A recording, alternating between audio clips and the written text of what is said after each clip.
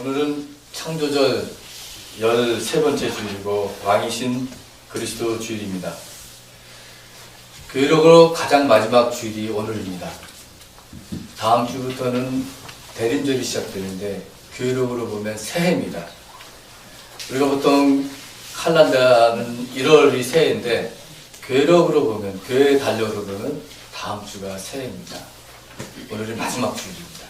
그런데 오늘 마지막 주일을 왕이신 그리스도 주일로 지키는데 실은 왕이신 그리스도 주일은 조금 우리에게 생소하기도 합니다. 이게 무슨 주일인가? 이렇게 보면 압니다. 교회력이 이제 대림절이 시작되지 않습니까? 아기 예수님이 오시는 기다림입니다. 그러면서 아기 예수님이 언제 오실까 기다리다가 성탄절 되고, 성탄절 돼서 예수님이 태어나시고, 예수님이 이제 성장하시고, 나중에 예수님이 사명을 받습니다. 그래서 주현절, 주의 현현이, 하나님의 현현이 그리스도 성자를 통해서 나타납니다. 그래서 두 가지죠. 공생애를 시작할 때, 혹은 세례받을 때, 요단강에서 세례받을 때, 이게 두 개 해석을 하는데, 아무튼 주현절입니다. 그때가. 하나님의 현현이, 나타남이 성자를 통해서 나타난다. 주현절. 본격적으로 예수님이 공생애가 시작이 되고, 예수님의 삶과 예수님의 목회와 또 갈릴리 사역이 시작이 되죠. 그리고 나중에 예수님이 돌아가시잖아요. 그때 우리가 사순절을, 예수님의 고난을 기억하면서 사순절을 지내고 있습니다. 그리고 나서 뭐가 옵니까? 부활절.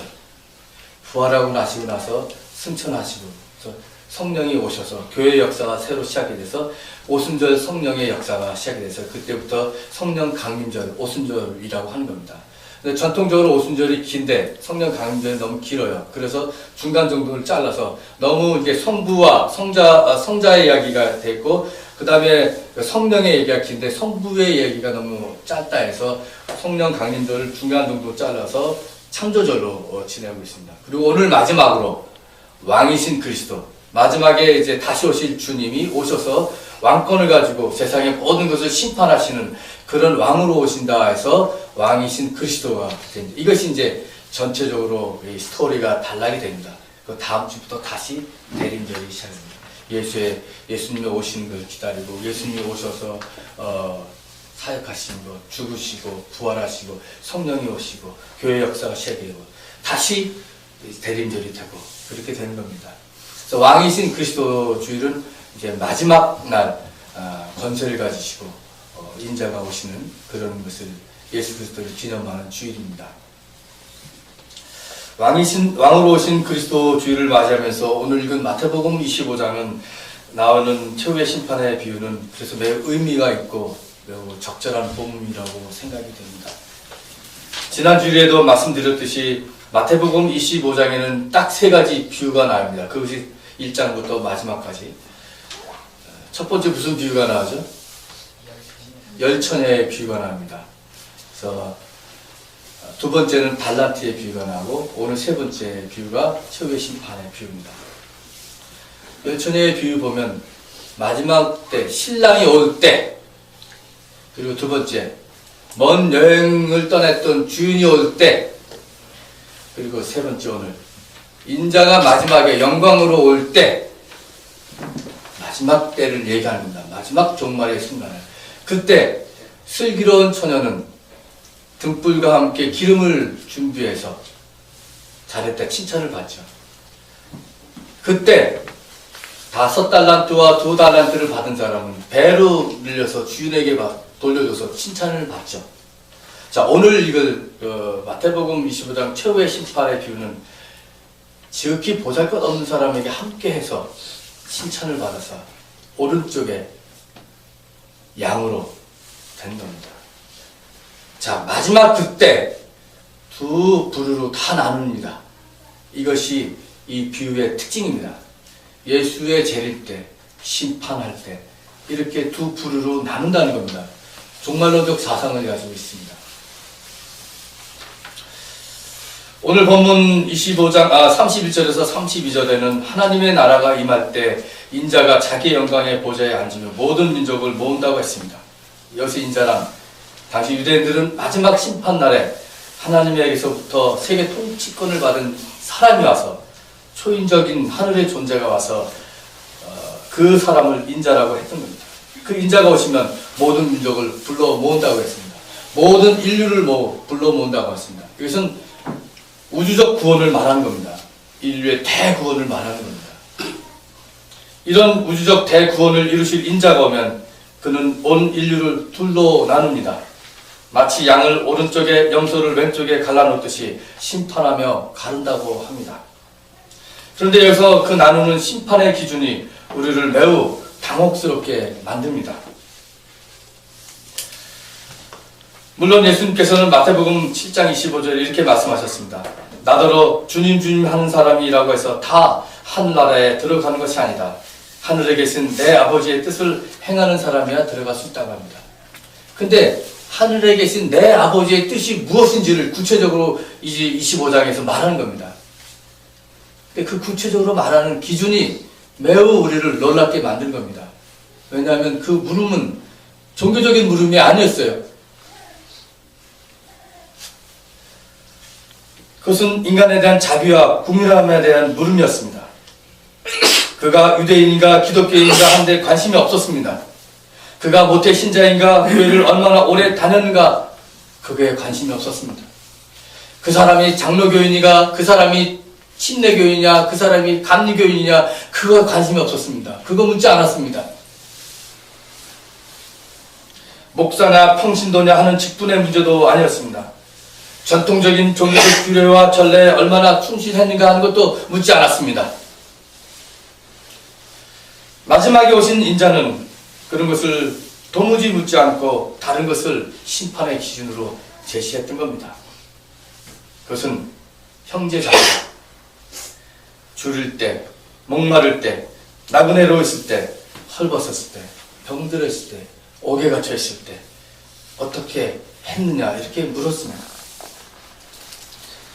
이렇게 지극히 보잘것없는 사람들에게 궁휼한 마음을 가지고 사랑을 베풀었는가 그렇게 하지 않았는가 하는 것이 마지막 때의 기준이었던 겁니다. 물론 여기서 말하는 지극히 보잘것없는 사람도 단지 그리스도인 혹은 그리스도교 공동체 내부에만 있는 사람이 아니었습니다. 함께 살고 있는 이 사회, 이 속에서 소외된 그리고 주변부에 있는 모든 약자들에게 해당하는 말입니다. 왜냐하면 인자는 이 지극히 보잘것없는 사람과 했기 때문에 제가 말씀드렸듯이 이 충격적인 겁니다. 40절에 보면 이렇게 말합니다. 내가 진정으로 너희에게 말한다. 너희가 여기 내 형제자매 가운데 지극히 보잘것없는 사람 하나에게 한 것이 곧 내게 한 것이다 할 것이다. 45절 맞습니다. 내가 진정으로 너희에게 말한다. 여기 이 사람들 가운데서 지극히 보잘것없는 사람 하나에게 하지 않은 것이 곧 내게 하지 않은 것이다. 인자는 지극히 보잘것없는 사람과 자신을 동일시하고 있습니다. 결국 이 지극히 보잘것없는 사람이 우리를 구원하는 것입니다.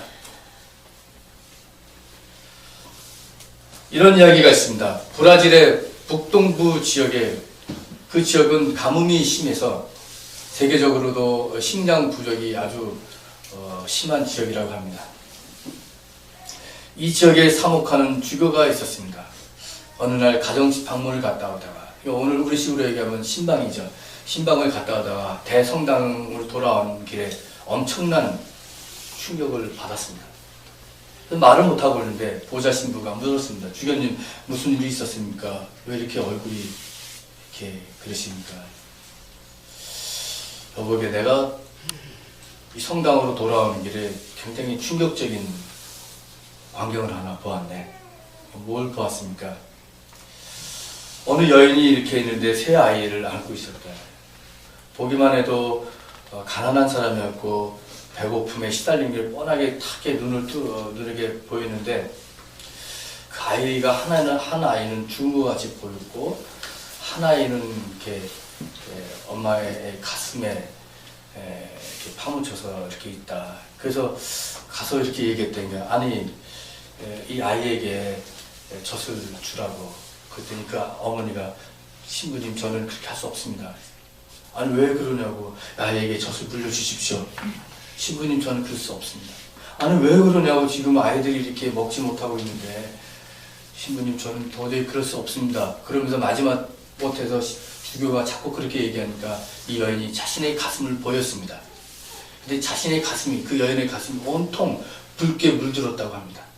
그리고 알고 보니까 그 아이가 어머니의 젖에서 빨고 있는 것이 젖이 아니라 피였습니다. 이건 사실입니다. 이것을 보고 충격을 받았습니다. 이 주교가. 그리고 그 어머니의 앞에서 무릎 꿇고 기도하면서, 아이의 손을 넣으며 기도하면서, 내가 살아있는 한 매일매일 굶주리는 아이에게 먹을 것을 주겠습니다. 이 주교는 브라질의 그 유명한 돔 헬더 까마라 주교입니다. 이 돔 헬더 까마라 주교가 평생을 가난한 빈자와 함께 살다가 나중에 순교까지 했던 사람입니다. 우리가 잘 알고 있는 로메로 주교가 있습니다. 엘살바도르에서 사목했던 주교입니다. 그의 삶도 언제나 가난한 사람들의 중심이 되었습니다. 그는 이렇게 말합니다. 아름답게 장식되어 있는 말구 위에서 어린 예수를 찾지 맙시다. 그 어린 예수를 오늘 밤 아무것도 먹지 못한 채 잠들어버린 영양실조에 걸린 어린아이들 속에서 찾아야 합니다. 그 어린 예수를 길거리에서 신문을 팔고, 그리고 이 밤에는 팔다 남은 신문을 베개 삼아 대문 밖에서 잠들어 있는 가난한 아이들 속에서 찾아야 합니다. 이러한 사목적 실천이 결국은 남미의 해방신학을 낳았습니다. 한국의 상황도 마찬가지입니다. 지난 11월 3일자 프레시안 기사를 보면 이렇게 우리의 사회 현실을 보도하고 있습니다. 양극화와 이중 노동시장에서 신음하며 고단하게 살지만 보이지 않는 존재, 보여도 존재감이 없는 아웃사이더들, 그들은 배달부, 아르바이트 전전하는 미취업 청년, 밑바닥의 노가다, 망해가는 영세 자영업자, 중소기업 공장 노동자, 대기업 하청 노동자, 파견직, 회사 택시기사, 밑바닥 일자리를 전전하며 험한 불안정 노동에 시달리는 비정규직, 대리 운전기사, 주차관리원, 하급 서비스 노동자다. 이들은 인간 대접도 못 받고 죽도록 일만 하며 사는 저임금 노동의 사슬을 그 사람들이다.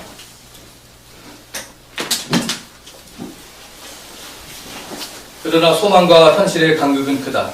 불공평, 불평등, 격차가 너무 심하고 한국 사회는 부자와 가난한 자의 불균형도 문제지만 노동자 내부의 빈부격차가 극심한 것도 심각한 문제이다. 예수 그리스도를 가난한 사람들의 얼굴과 그들의 숨소리에서 발견하고 만나는 것은 오늘의 구원의 핵심입니다. 그러므로 기독교에서 말하는 구원은 단순히 죽음 이후의 세계 혹은 그 전 단계로 이해해서는 안 됩니다. 우리의 구원은 가난한 사람들로부터 나오는 역사적 해방의 관점에서 또한 이해되어야 합니다. 오늘의 구원이 없으면 내일의 구원은 없습니다. 이렇게 하나님을 만날 수 있는 장소, 하나님의 현현을 느낄 수 있는 것은 가난한 사람들의 삶의 현장입니다. 한때 교회 밖에도 구원이 있는가 없는가 논쟁이 벌렸습니다. 교회 밖에도 구원이 있다. 아니다. 교회 안에만 구원이 있다. 그러나 우리는 다시 물을 수밖에 없습니다. 가난한 자 밖에도 구원이 있는가? 가난한 사람들에 대해서 말하는 것 없이 어떻게 하나님에 대해서 말할 수 있겠습니까? 가난한 사람들을 만나지 않고 어떻게 하나님을 만날 수 있겠습니까? 이것은 영성의 문제입니다. 우리를 하나님과 이웃을 사랑하라는 십계명의 정신으로, 그리고 예수의 가르침인 그 복음의 핵심으로 이끄는 이것이 영성의 힘입니다. 그러므로 우리는 이 시대 줄인 사람, 목마른 사람, 나그네 된 사람, 헐벗은 사람, 병든 사람, 옥에 갇힌 사람들이 누구인지 그들의 소리를 민감하게 들어야 합니다. 그들의 소리가 우리를 구원으로 초청하는 소리이기 때문입니다. 그 소리에 민감하면 우리가 섬겨야 할 이 시대의 지극히 작은 자들, 보잘것없는 사람들이 누구인지 명확해집니다. 그리고 우리의 정체성이 더욱 분명해집니다. 저는 생각해 봅니다. 우리 교회의 정체성이 무엇인지, 우리가 과연 가난한 교회인지. 우리는 가난한 교회가 아닌 것 같습니다. 물론 아니라고 생각합니다. 우리 교회가 공단 근처에 있으면서 공장 다니는 노동자들이 나오는 그런 교회가 아닙니다. 농촌에 있어서 농민들과 함께 그렇게 어려움에 있는 교회도 아닙니다. 외국인 노동자들이 많이 나와서 여기서 외국인 노동자들이 그런 교회도 아닙니다. 그럼 우리는 무엇인가? 우리는 계층적으로 어떻게 보면 중산층의 교회라고 생각이 됩니다. 문제는 우리의 교회가 어떻게 가난한 사람들과 함께하고 그들과 연대할 수 있겠는가 하는 것입니다.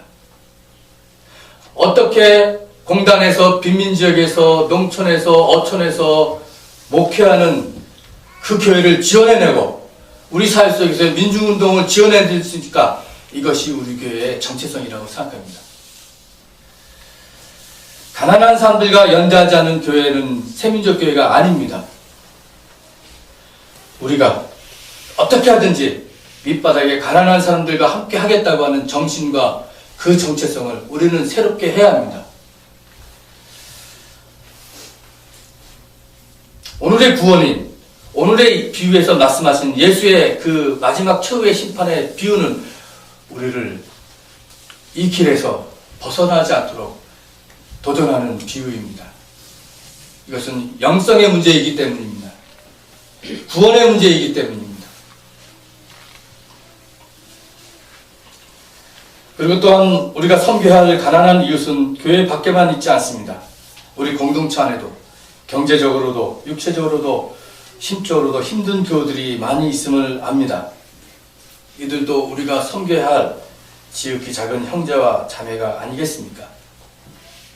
큰 명분에 내 옆에 형제 자매를 보지 못하는 교만함의 위험성도 늘 우리는 경계해야 합니다.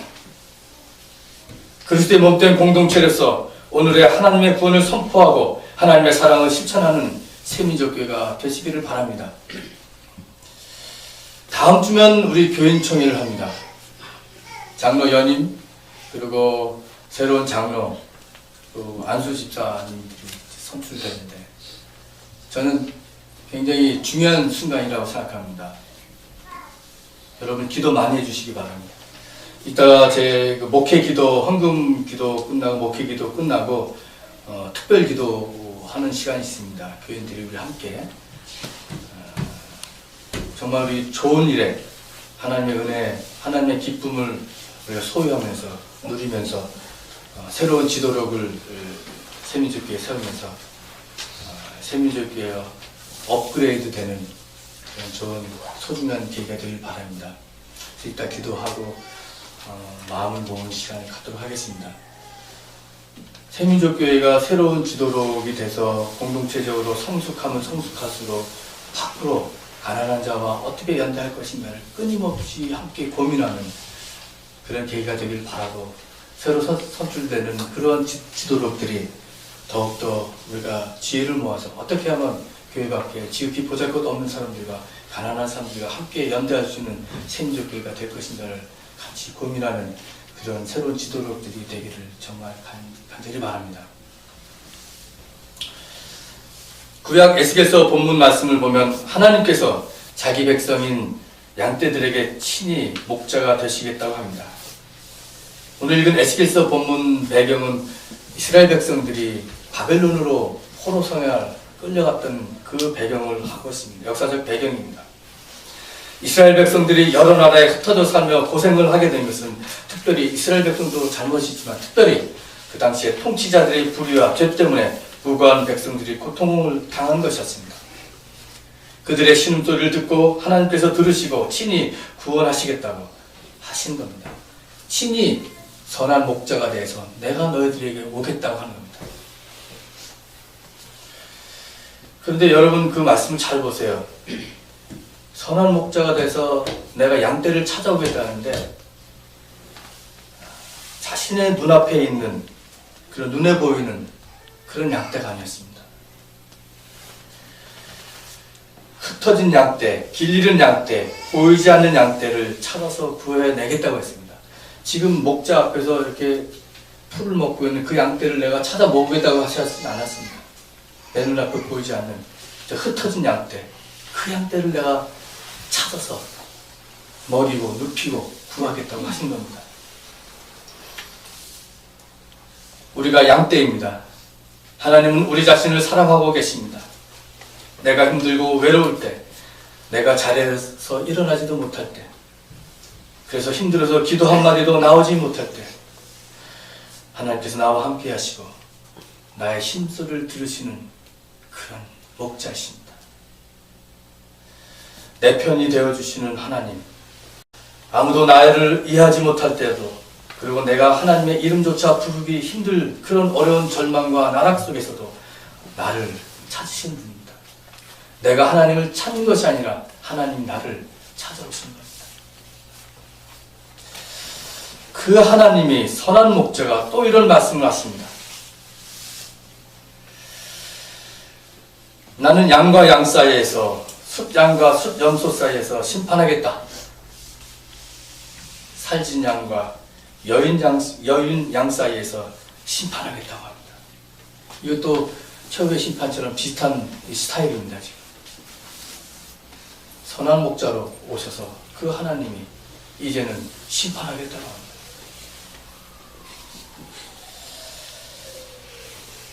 하늘의 보좌를 버리시고 성육신하셔서 우리와 함께 하시고 우리에게 생명의 길, 구원의 길을 보여주신 예수님 메시아, 이렇게 우리를 찾아오신 선한 목자 그 메시아도 마지막 날에 양과 염소로 나뉘는 겁니다. 여러분, 물신을 숭배하고 바알을 섬기는 이 시대, 하나님 신앙의 진정성을 찾읍시다. 이제는 하나님이 존재하느냐 존재하지 않냐, 그것이 문제가 아니라 어떤 하나님을 섬길 것인가가 문제입니다.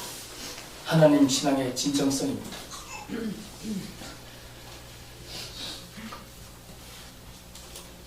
하나님의 이름으로 바알을 섬기고 있습니다. 대형교회 세습 문제도 바로 그것입니다. 결국은 물신을 우상 숭배 때문에 그런 일들이 벌어진 겁니다. 하나님 나라의 진정성 혹은 하나님 신앙의 진정성은 바로 지극히 보잘것없는 사람들을 사랑으로 대하고 돌볼 때 회복할 것입니다. 하나님과 동등됨을 포기하고 인간의 몸으로 오셔서 갈릴리 사람들과 동고동락하신 그 예수님이 선한 목자가 되어 오늘도 우리를 찾아오십니다. 섬김과 남매산을 먼저 우리에게 보여주신 선한 목자의 삶을 따라서 우리도 지극히 작은 자를 섬기며 이 신앙과 믿음의 길을 다 함께 가야겠습니다. 그날과 그 시각의 마지막 때는 알지 못하지만 등불과 기름을 가지고 신랑을 기다리는 슬기로운 처녀처럼 달란트를 충분히 활용해서 먼 여행에서 돌아온 주인에게 배로 되돌려드린 5달란트, 2달란트 받은 종들처럼, 그리고 지극히 보잘것없는 사람들을 섬기고 돌봄으로 영원한 생명에 들어간 사람들처럼 우리도 모두 하나님께로부터 인정받고 칭찬받는 복 있는 사람들이 되시기를 바랍니다. 세민족 공동체 위에 이 크신 하늘의 복이 오늘도 충만하게 임하시기를 간절히 기원합니다. 오늘 이 말씀을 가지고 잠시 묵상하시겠습니다.